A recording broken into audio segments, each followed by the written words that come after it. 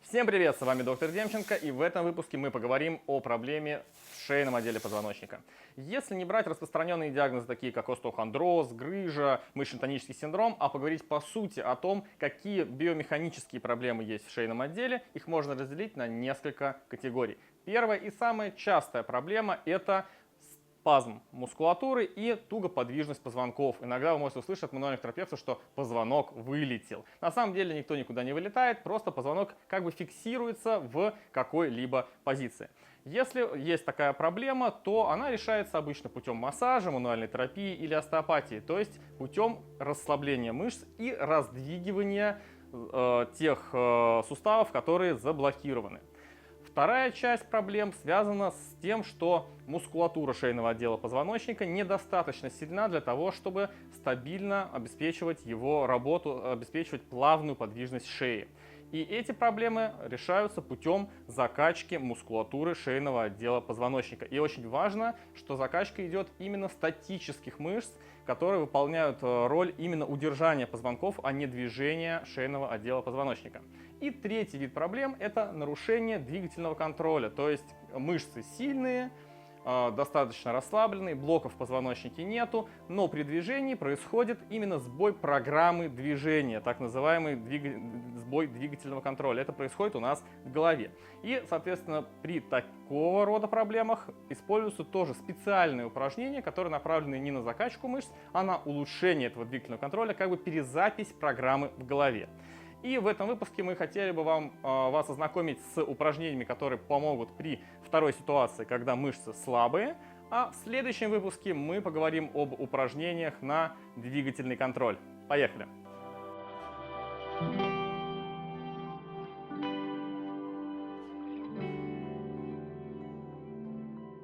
Всем привет! Как и говорил Владимир, тема сегодняшнего видео – это укрепление мускулатуры шейно-воротниковой зоны. Проблема вся в том, что чаще всего работает один и тот же стереотип движения, при котором у нас получается нарушение силы мускулатуры, а также ее включение во время различных движений, при которых могут возникнуть те самые спазмы и заклинивание различных суставов шейного отдела. Чаще всего эта позиция вам всем знакома. Это положение обычного офисного планктона. При этом мы с вами видим, что плечи у нас опускаются и наклоняются вперед, а шея вытягивается и затылочная зона запрокидывается. Поэтому у нас больше всего начинают расслабляться мышцы трапеции, ее верхний пучок, и также очень сильно начинают расслабляться мышцы шеи, которые ее разгибают. Поэтому для их укрепления нам понадобится два базовых упражнения. Наша программа делится на две части. Первая подойдет для острого состояния, когда у вас интенсивные боли, либо боли проявляются очень часто, либо нужно очень мало посидеть, либо постоять для того, чтобы они возникли. Обычно фаза этого укрепления длится около 2-3 недель. Вторая часть программы подойдет для хронического состояния, когда боли слишком слабые, либо беспокоят вас не очень часто. Фаза этого укрепления обычно длится около 6-12 недель. Первое упражнение более известно как шраги, но в острой фазе мы будем использовать его исключительно в статическом режиме, поэтому принципиально важно обращать внимание на мелкие детали. Исходное положение стоя. Мы берем любой ремень достаточной длины, так чтобы вы могли в середину его закинуть под ноги и на вытянутых руках держать его за концы. После этого мы встаем в ровную позицию и уводим подбородок немного назад. Выводим его из позиции протракции в позицию ретракции, когда затылок у нас тянется назад. После этого мы с вами в небольшой амплитуде движения поднимаем плечи и создаем усилия примерно в 2/3 от максимальной мощности, которую вы можете дать. В базовом варианте мы исполняем это движение около 40 секунд. Главная особенность – это удерживать напряжение постоянно, не усиливая и не ослабляя его. Ключевая ошибка – это сохранение неправильного положения шеи. чаще всего плечи будут пытаться уйти вперед, усложняя нашу проблему. Нужно стараться тянуть их строго вверх, так чтобы плечи у нас шли в одной плоскости с ушами. При этом амплитуда совсем небольшая. У нас нет цели поднять плечи максимально. Мы используем примерно нижнюю треть амплитуды. Второе упражнение – это ретракция шеи. Оно для нас очень важно, потому что в обычной офисной позиции у нас перерастягивается нижний шейный отдел и при этом зажимается верхний шейный, то есть подзатылочная зона. Поэтому нам нужно растянуть подзатылочную зону и укрепить для разгибания нижний шейный отдел. Для этого мы берем обычную ленточную резину, амортизатор. Чем острее состояние, тем слабее должна быть резина. То есть мы начинаем с минимальных нагрузок. Нам важна регулярность. Забрасываем резинку под самый затылок, примерно на уровне ушей. После этого мы встаем к стене на расстояние вытянутых рук. Так, чтобы резинка была натянута для начала примерно на 30% усилия. При этом кисти должны быть на уровне выше головы. Из этого положения принципиально важны следующие моменты. Первое – это опустить низ и разогнуть локти до конца. Второе – опустить плечи. И, наконец, мы начинаем наше движение. Тянем подбородок назад и удерживаем эту позицию.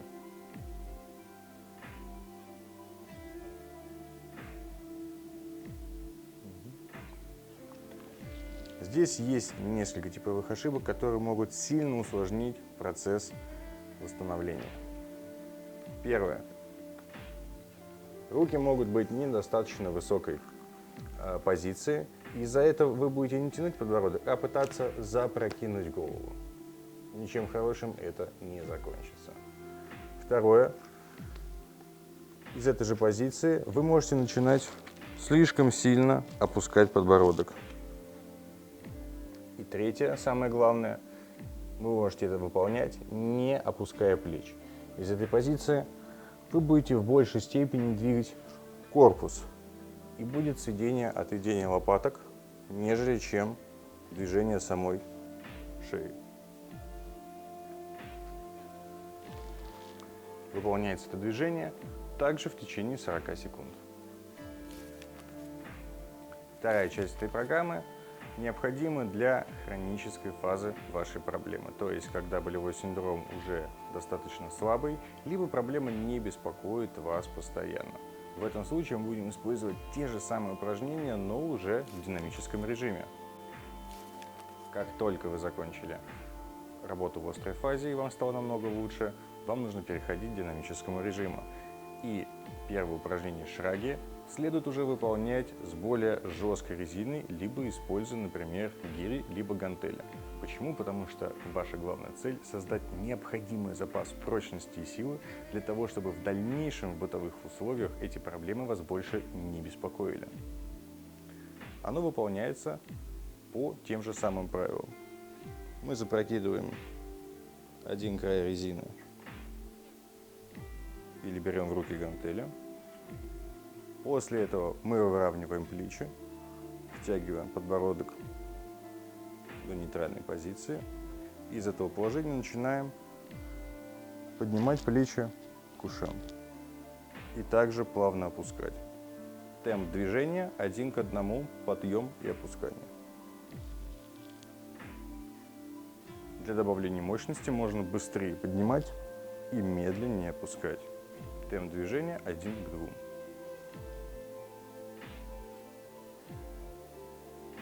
В динамическом режиме мы будем выполнять от 8 до 12 повторений.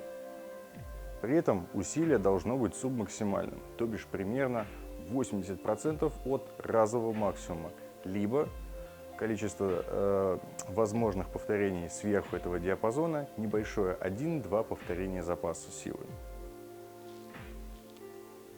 Правила выполнения все те же.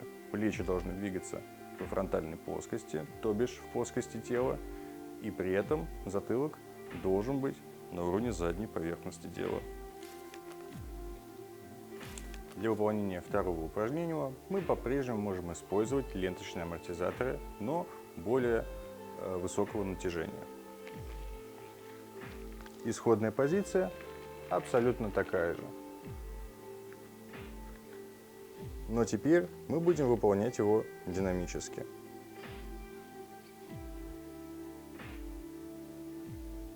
При динамическом выполнении тоже очень важно комбинаторно не вытягивать голову слишком сильно вперед. Помните, мы сохраняем оптимальное положение и напряжение на протяжении всего подхода.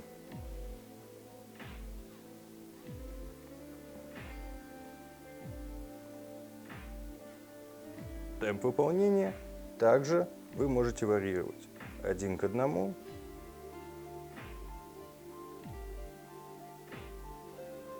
и 1 к 2.